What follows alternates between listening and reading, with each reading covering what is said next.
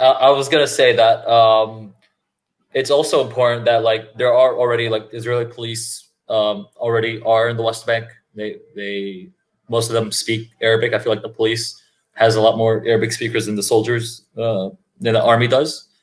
But also I feel one thing that Israel can do tomorrow to make things easier is give Palestinians easier time getting Israeli citizenship.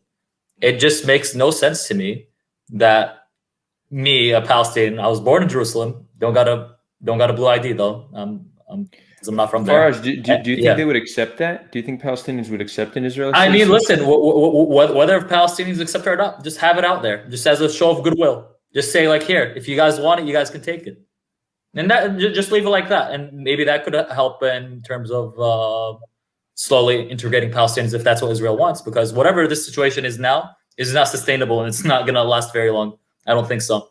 And another thing is that in terms of I wanted to just address this point of like the PA curriculum. I like listen, like the PA, they have their problems. I'm not gonna argue, I'm not gonna sit here and defend the PA. But like I've used the PA curriculum from like 4th to 12th grade. Not one textbook has ever said anything anti-Semitic. You can go look it up if anyone knows. If you have a friend that speaks Arabic, you can go look up the PA Arabic curriculum or anything curriculum. It's all up there. There's nothing. There's not an anti-Semitic thing. They talk about the Nakba and they talk about like the suffering of Palestinians and poetry, and we learned about all these Palestinian poets, Mahmoud Darwish, Fadwa Tuqan, and all these individuals. But I was never taught. I had a kid in my class who told the history teacher, said that, started questioning the Holocaust. The teacher kicked him out of the class. This was in like 10th grade. This was in Palestine. Kicked him out of the class. This whole thing. Maybe in Gaza it's a different situation. I don't know what's going on in Gaza, but this whole idea that like, in the West Bank we're taught to hate Jews, and it's just like it's in our curriculum. There is this. I'm a graduate from the West Bank. I'm in America. I don't think I'm anti-Semitic.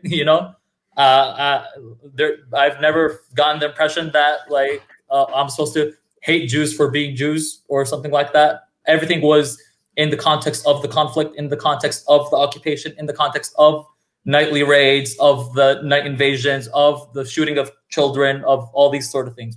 It was nothing. And like I said, I'm a person that very much appreciates Jewish history and the suffering that Jews have gone through the world. I'm someone that deeply sympathizes with that.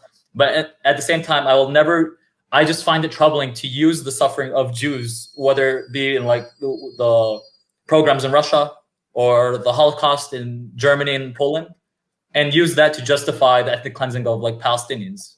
That's really my concern.